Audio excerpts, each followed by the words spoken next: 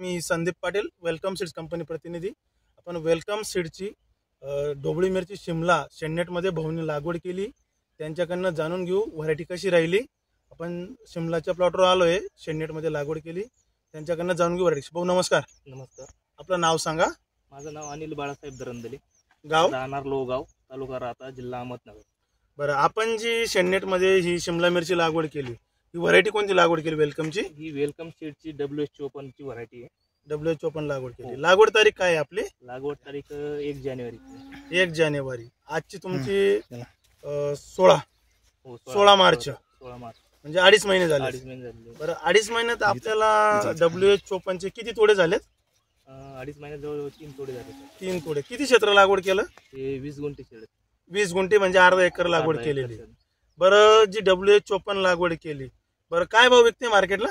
आता ही सध्या 30 ते 32 रुपये चालू आहे सध्या। 30 ते 32 रुपये मार्केटला। बरं, व्हरायटी तुम्हाला एकंदरीत कशी वाटली? नाही, व्हरायटी चांगली आहे, वजनात चांगली आहे, हा, आणि क्वालिटी मेन म्हणजे क्वालिटी चांगली आहे। बरं, तुम्ही आता जो प्लॉट लागवड केला, म्हणजे रोगाला कशी वाटली व्हरायटी?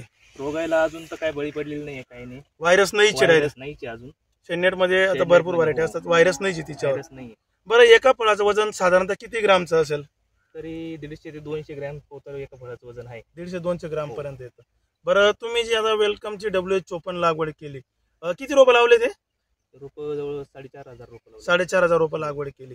बरं, WH54 बद्दल बाकी शेतकऱ्यांना काय सांगू शकता? बरं, तुम्ही लागवड केली पाहिजे शेडनेटमध्ये, काय वाटलं तुम्हाला? शेडनेट मध्ये असले तर बिंदास खरोखर ही लागवड करावी।